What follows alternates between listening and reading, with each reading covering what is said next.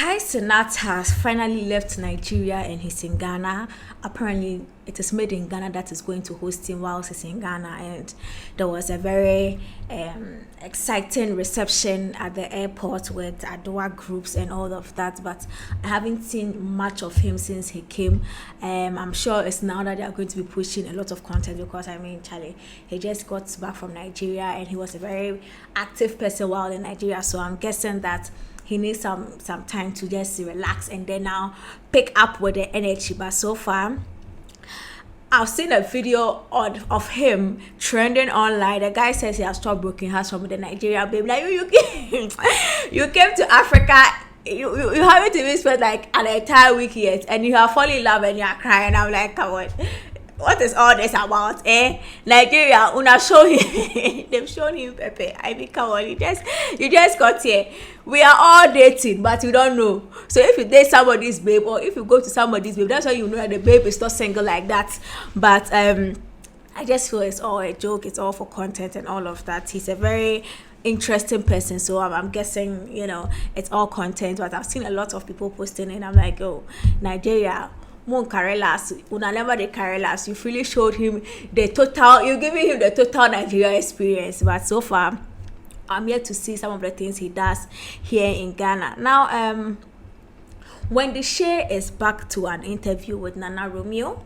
And first of all, before I get into what they were talking about, Wendy Shay has gone back to Nana Romeo. So if you remember very well, some years back, Wendy Shay was on an interview with Nana Romeo. Nana Romeo asked, this who is sleeping with you, that kind of question, those kind of relationship conversation. Wendy Shay got upset and stood up, and it became a whole.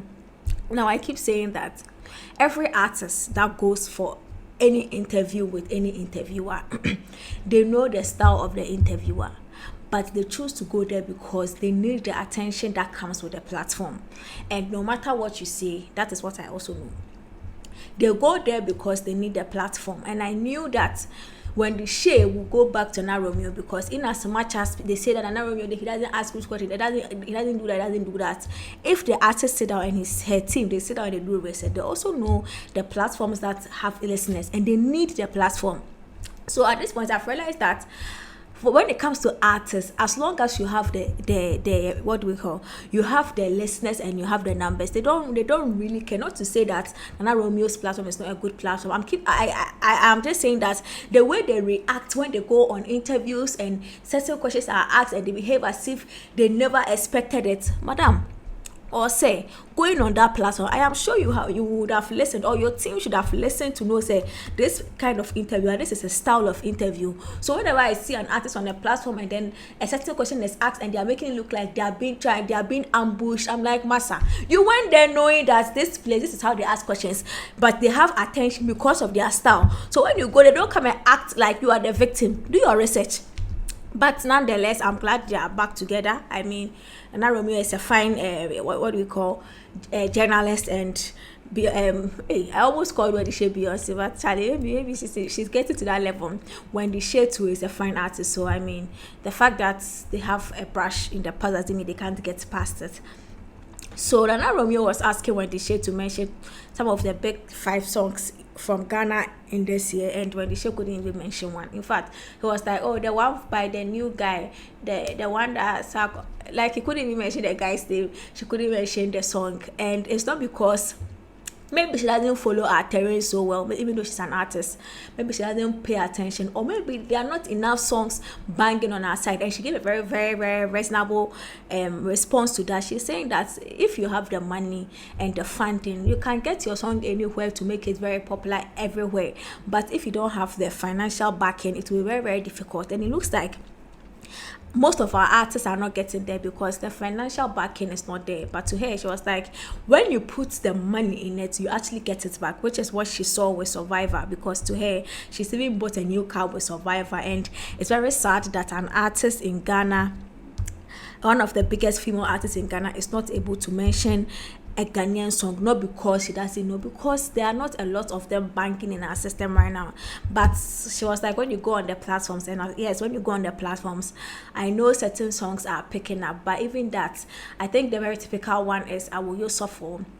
Evie that is competing in which is a Mobad Chike. So there's always that kind of thing happening on our platform, and to her, these people are able to penetrate other markets and charts simply because they have the funding. So if the artists have the funding, they can do a lot, and a lot can happen. Emoji is clearing his name. Emoji is saying, I am not saying I am against, he said, I am not saying that I am not against LGBTQ, but the question that was asked me at the program where I went was that, are you for the bill or against the bill? We're talking about the bill, and to him he was saying that, this thing was already out there to the Supreme Court, so he didn't want to talk about it and all of that. And I'm like, Emoji, me first, I agreed with you that yes, you have your opinion, but don't come and play on our minds as if we didn't see what was going on when you were still on the platform.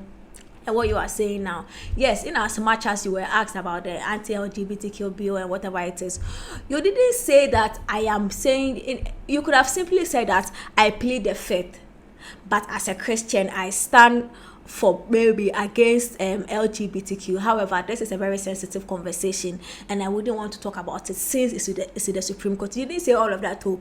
All you were interested in is your brand.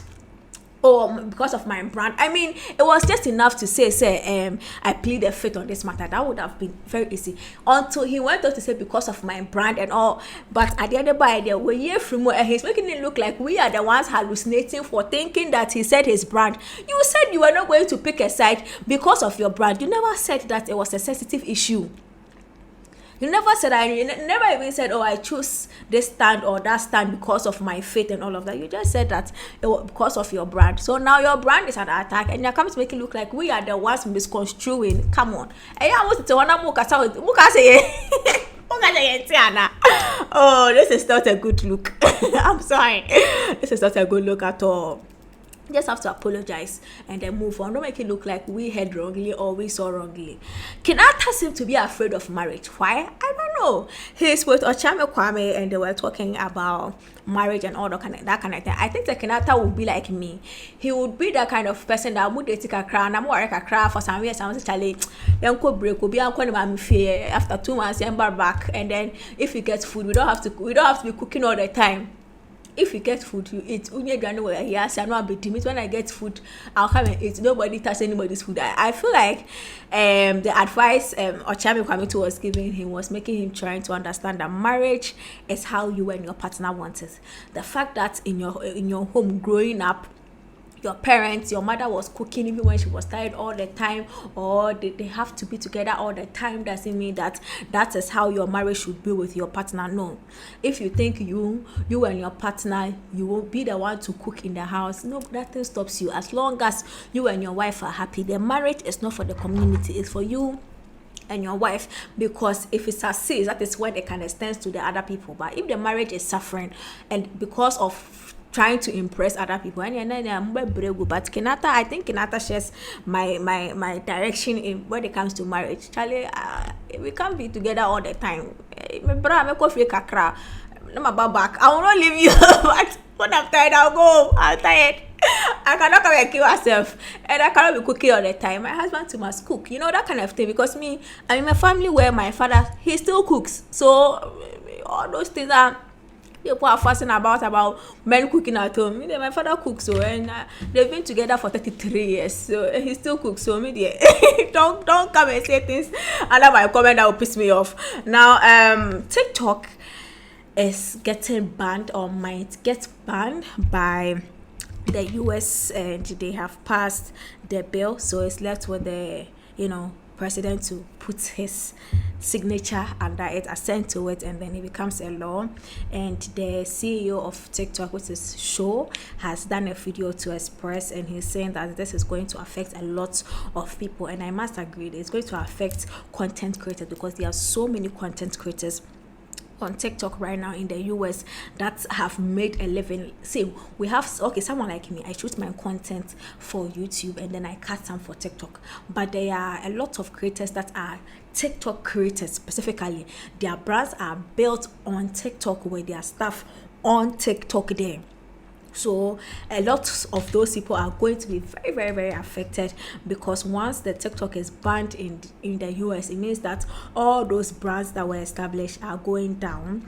And then of course it's going to take money from the creators. It's going to affect businesses, because now most businesses are pushing their brands on TikTok, and they have used TikTok is the core of their marketing and their selling. So if really this thing is taking off, it's going to affect them very, very, very much, as well as the small businesses that rely on influencers on TikTok using their platforms to push their businesses. They are all going to be affected, and he's calling them to use their voices, speak about it to your friends, to your family, to your senators. Let them know how this thing is going to impact on them. But to me, I feel like, come on, if America is going to ban TikTok over there, and it's going to ban apps, or apps that can host the TikTok app itself, so maybe the Play Stores and all. I don't know if that is it.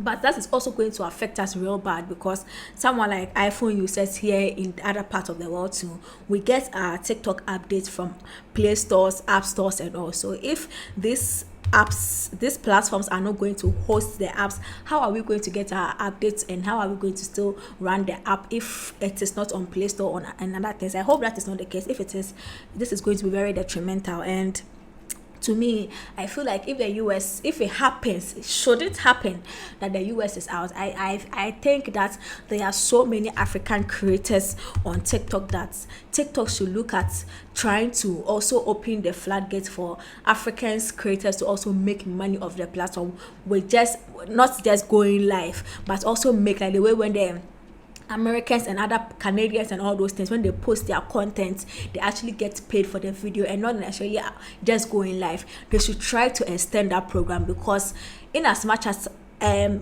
American have a lot of users, Africans too have a lot of users, and TikTok should start thinking about that too. But it's a very sad day when it comes to TikTok and then for content creators. So he's saying that make your voice heard, and please make your voices heard, because it might actually really help with your business that you are doing. So now finally ending the conversation with La Palabra del Dia. I'm going to show you how to say Thursday in Spanish. Thursday in Spanish is jueves. Thursday in Spanish is jueves. So this is still with the talkative. I am the talkative. Do subscribe to the channel, and if there's anything you have to do, do it now. Hasluja.